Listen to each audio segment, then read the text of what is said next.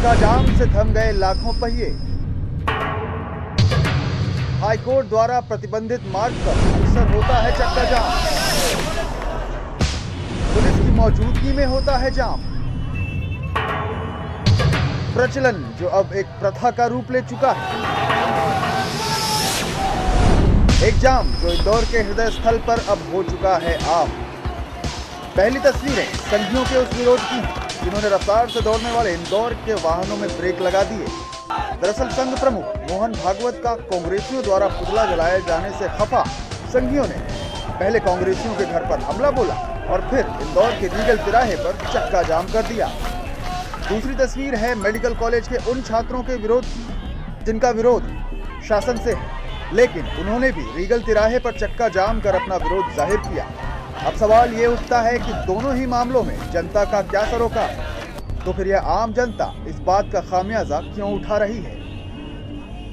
अहिंसा के पुजारी महात्मा गांधी आज खड़े होकर गहन चिंतन में हैं।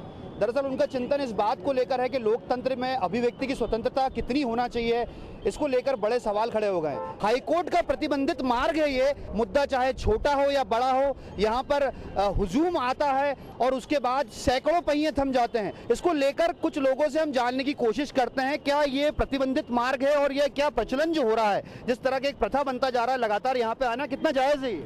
नाजायज़ है, बिल्कुल नाजायज़ है। इन लोगों को सोचना चाहिए कि हम जो हृदय स्थल है जहाँ से बीमार भी जा रहे हैं, स्कूल के बच्चे भी जा रहे हैं और भी जो परेशान लोग हैं जिनको अपने अपने गंतव्य तक पहुँचना है, लेकिन मेरे को समझ नहीं आता इन रैली वालों का कि घूम घाम के और इसी चौराहे पे क्यों आते हैं। मामला चाहे जो भी हो, इन दिनों इंदौर के रीगल तिराहे पर अब चक्का जाम प्रचलन से प्रथा का रूप लेता जा रहा है, जिसका खामियाजा उन वाहन चालकों को उठाना पड़ रहा है जो या तो किसी अपने को अस्पताल लेकर जा रहे हैं या कोई मरते हुए मरीज को खून देने जाने के लिए निकला है।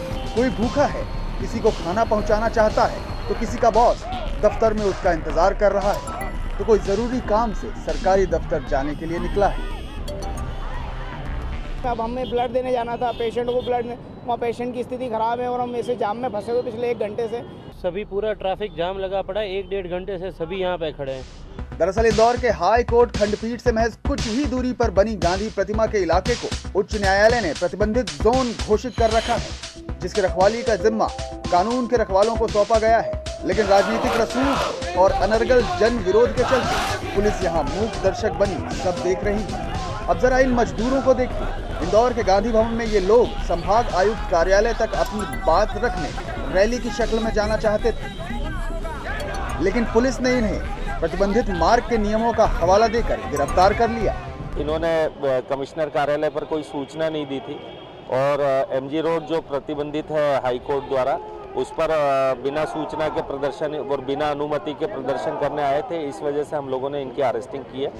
सवाल ये उठता है कि कानून तो सबके लिए एक है, फिर इसका अलग अलग इस्तेमाल क्यों किया जा रहा है। जहां मामला गरीबों के विरोध से जुड़ा हो तो पुलिस को धारा 144 की याद आ जाती है, लेकिन जहां मामला राजनीतिक हो वहां ये धाराएं कहां चली जाती हैं। इस बात का पुलिस के पास कोई जवाब नहीं।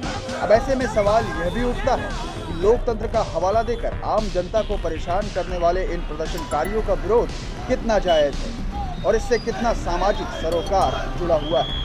चौंकाने वाला मुद्दा यह है कि यह आने वाले लोग पढ़े लिखे लोग होते हैं, बहुत ही ज़्यादा एलीट क्लास फैमिली से बिलोंग करने वाले लोग होते हैं और ऐसे समझदार लोग आकर जब लोकतंत्र का इस तरह से मखौल उड़ाते हैं तो निश्चित तौर पे कहीं ना कहीं एक बड़े सवाल खड़े होते हैं। कैमरा पर्सन धर्मेंद्र सांगले के साथ आदित्य सिंह, बंसल न्यूज़, इंदौर।